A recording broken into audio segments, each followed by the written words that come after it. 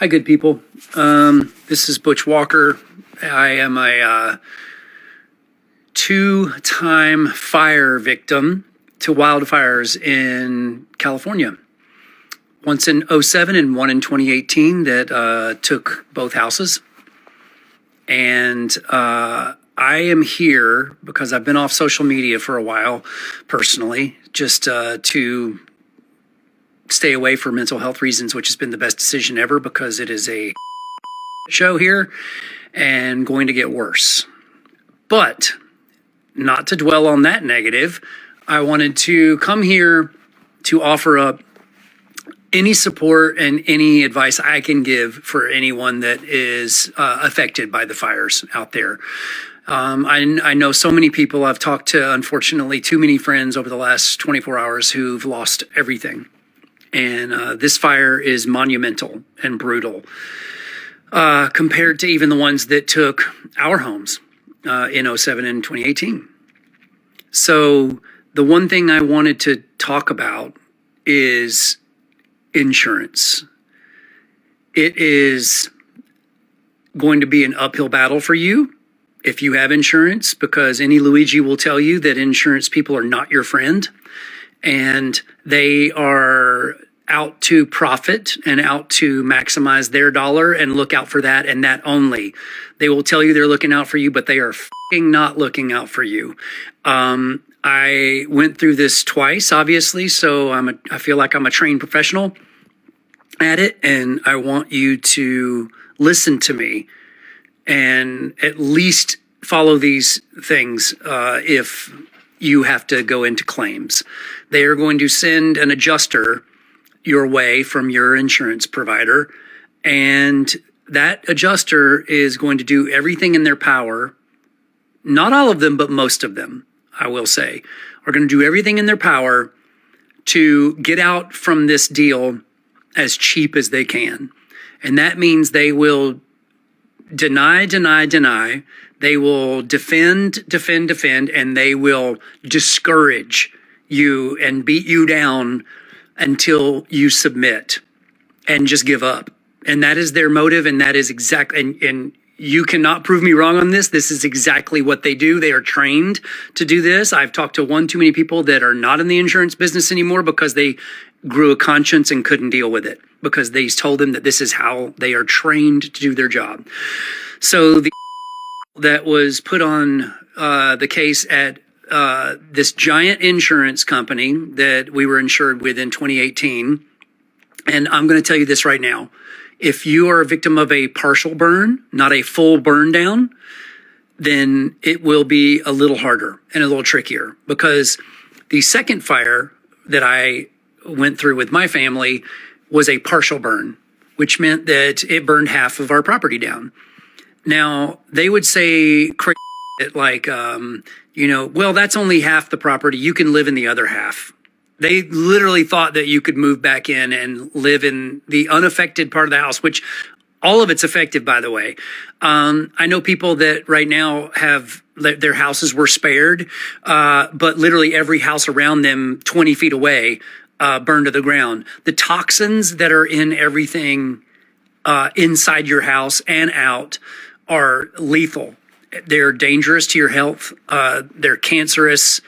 You cannot just go in and wipe everything down with a wet rag and move back in like my insurance provider tried to tell us we could. Not to mention, that wasn't the only thing that happened. It literally burned all the electrical out. It burned all of the, HVAC. It burned all the electricity, everything, so it was uninhabitable.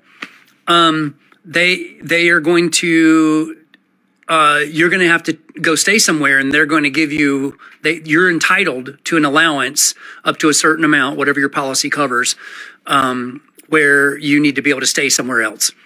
And they need to be able to cover that. And they need to be able to cover the cleaning of your property, the clear out of your property, everything. Not everybody has great insurance, and not everybody has the same policy coverage.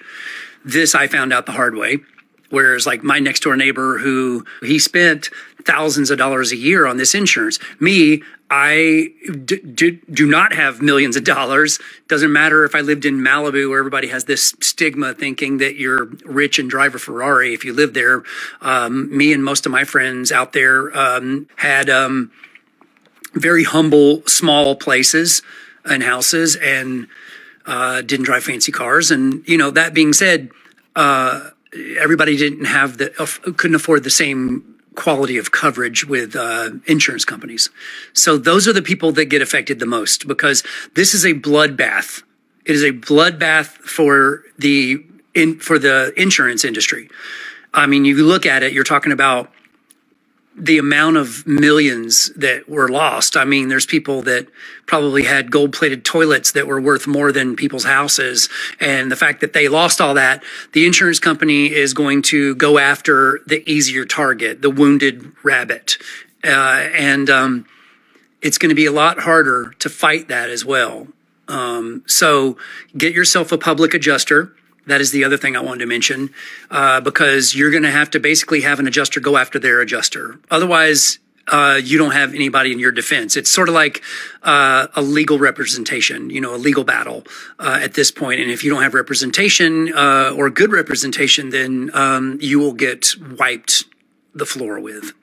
So these are just all things that I want you right off hand to listen to me on, and don't bend, don't give in, but more importantly right now, be there for your community and be there for people around you, because this is, I can tell you from, and I'm microdosing right now, so I get a little emotional about this because it's very hard to go through and it's very traumatizing, and the last thing we need is a bunch of people coming on here and fucking politicizing it and being tacky and acting like it's you know, someone else's fault. I'm sorry, but the winds and the weather are getting increasingly worse. And when you live in highly densely populated areas, fires are going to happen because fires are made by humans, not by nature. But the winds and the weather make it so much worse and harder to control every year. So this is a tough time. So please don't politicize this, and please don't come in at people and blame them for where they live or whatever. I mean, every part of the country has their own natural disasters to deal with. So just be there for people and listen to them. And especially if you've got people that are struggling that might be in recovery, reach out to them and let them know that there are lots of programs and lots of people waiting to help them and talk to them, to help talk them off of that ledge, because you know we don't want any people going and back into their darkest parts of themselves. So I love you. I'm checking back out because I don't love it here.